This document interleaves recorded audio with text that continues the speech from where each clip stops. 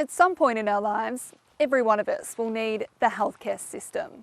But navigating it can sometimes feel like being trapped inside a complicated maze.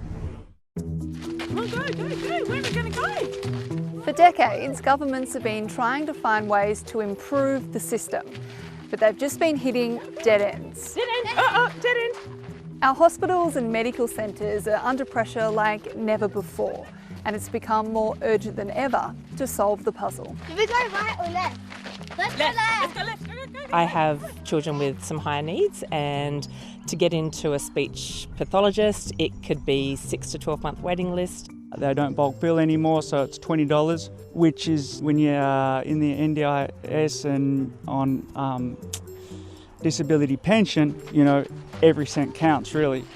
The nation's leaders will be searching for a way out of the health funding crisis when they meet on Friday. It just doesn't make sense at a time of skyrocketing demand for healthcare and workforce shortages not to be utilising all of the skills of our nurses, of our allied health professionals, as well as our doctors.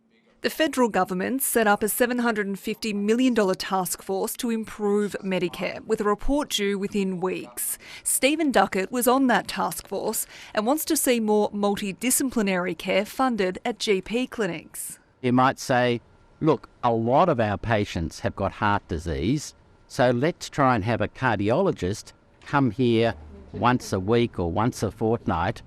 But some GPs say the most pressing issue is the Medicare rebate. They're calling for it to be increased after 10 years of freezes. The system at the moment, to be honest, is broken. It's definitely not working. Dr Umba Rind is one of many GPs leaving the industry because she says her clinic is no longer financially viable. I really think universal health care is definitely threatened at the moment, and I think within possibly 1 to 2 years, it's hard to know that there might not be any bulk billing GPs left. Australia spends more than $220 billion a year on healthcare. That's about $8,500 per person. So where does the money come from? Well, about 17% of taxes the federal government spends goes to our healthcare system. More than a third of that, about $30 billion, is for Medicare, which includes some medical appointments as well as tests and scans. Bulk billing rates have dropped to around 83%, making it harder than ever to see a GP. And that puts pressure on our public hospitals. They're the biggest expense, costing about $70 billion a year. The Commonwealth picks up about 45% of that, and the states and territories pay for the rest. But the states say that needs to change. Medicare is not functioning the way that it should be. We are not asking for more money. We're asking for a better federal system. The country's two most powerful premiers say the ageing Medicare system isn't working.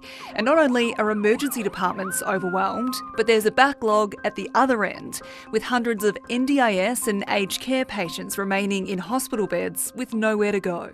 So the system's well set up, but the funding model is decades old and therefore is no longer fit for purpose.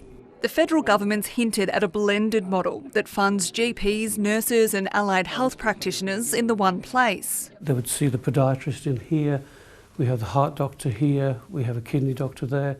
Dr Mukesh Hakawal's clinic is one of the few in Australia that's already offering that sort of service.